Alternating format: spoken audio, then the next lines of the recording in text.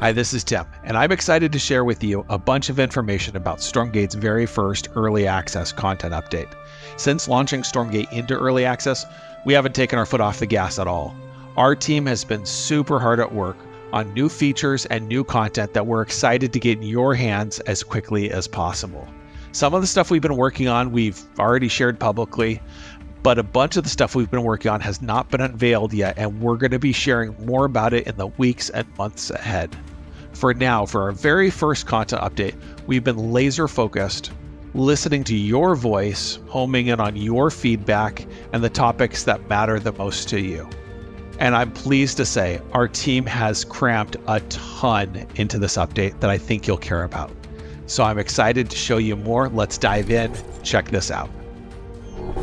One of the biggest points of feedback that we've received so far is around our campaign's main character, Amara. We originally built her model to look good from an isometric top-down gameplay perspective with a distant camera.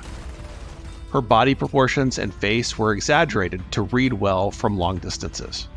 They weren't up to our standards though when viewed up close during cutscenes. So in this update, we've recreated her with more realistic body proportions, more detailed hair, and a higher quality facial mesh overall that's set up for lip syncing and face animations in the future. You'll get to see the improved Amara in our cutscenes that are rendered in engine, as well as during gameplay, but we'll still, for a temporary period of time, have the original Amara in our pre-rendered interludes, which will take more time for us to update. Castiel leaps into battle as our second celestial hero. While celestials traditionally revere Animus, Castiel is a bit of a heretic, and he chooses to instead collect and weaponize it to destroy his enemies. Castiel sacrifices enemy or allied units alike, restoring health and building up stacks of damage that can persist until death. Castiel also brings with him the Arcos Arcship, an improved Arcship variant that moves faster across the map and has unique abilities like the powerful Soul Cannon. Judgment is passed. As our thanks for your support, Castiel will be free for all players who purchase the Ultimate Early Access Pack on Steam or the Ultimate Founders Pack on Kickstarter. We also heard from players that they wanted to see visual improvements to our maps and environments, so in this update, we've worked on our terrain textures, accentuating the normal maps and specular details that you can see.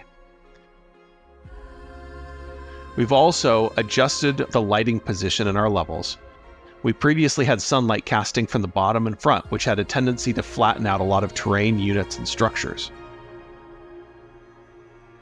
Now lighting and shadows have been adjusted on every single map that we have to offer more contrast across the board.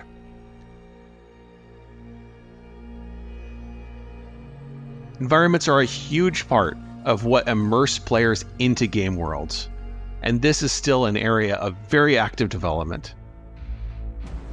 We're also introducing co-op weekly challenges. Not only has co-op hero progression been sped up overall, offering more XP based on kills, difficulty, and duration of your matches, but now you can earn bonus XP each week by winning a match against a rotating set of mutators. Mutators can be both positive and negative, and here are a few examples. Ready to Blow. When an enemy unit dies, its corpse explodes after 1.5 seconds. Infantry Assault. Every 2 minutes, an enemy barrack spawns somewhere on the map. You better kill it before it unleashes a devastating attack wave and before too many barracks spawn to overwhelm your forces. Gotta Go Fast. Allied units have plus 50% movement speed. Reconstructed. When an enemy unit dies, it resurrects 2 seconds later with 50% health, movement speed, and attack speed. #zombies. Speaking of zombies, one of our developers made a custom versus map called Spooky Boneyard, where a zombie spawns after every unit dies. It's available in both 1v1 and 2v2 formats in this update. This nighttime map is a bit chaotic and has revealed some unexpected strategies, so we're eager to get it in your hands and see how you enjoy it. We've also added a new versus map called Furious Resolve. Your first 3 bases are highly defensible, making for great macro games with plenty of open space in the center for big battles. We've also made a ton of other improvements, from audio reworks to balance updates, and a whole heck of a lot more. One example is that we're tuning a pathfinding feature called push priority. In the real world, bigger things naturally don't care about smaller things getting in their way. So we're using push priority to help bigger units more naturally and effectively reach their destination. Players may be familiar with this from the Magmadon's trample ability, but now some larger units have push priority innately to push friendly units aside, even if they're locked onto a target. On a chaotic battlefield, these sorts of interactions being resolved more easily and more cleanly can make a huge difference on the feel of how units are pathfinding through our battles. Additionally, for the Infernals, Weavers can now walk over friendly units. Let us know what you think here, as we hope these two changes together allow for more natural control of your armies. Another highly requested feature was improved hotkey customization. Players can now change, add, and remove modifiers for hotkeys. There are also a few updates to Stormgate's UI. We added area of effect targeting indicators to highlight the radius of many abilities before you use them. And a new option called Smart Attack is now available for moving and attack moving using only the mouse.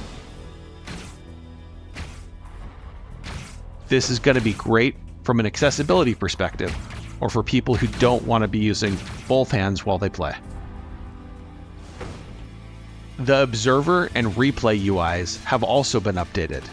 They now display a match timer, and observers have the ability to display a score for each player right in the game. And lastly, if a player is ever disconnected from a co-op match, they can now rejoin that game as long as it's still in session. And I'd like to end this update by saying thank you to you, the players, and our community. Your voices are helping to shape Stormgate, and we couldn't be more grateful for you being on this journey along with us. I'd love to encourage anyone who's not already part of the conversation to go ahead and join us on Discord. If you would like to, leave us a review on Steam, but to participate and to share your thoughts on the future of RTS and how to make Stormgate as great of a game as possible. I am looking forward to seeing you in battle. I hope you really enjoyed the update that we have for you.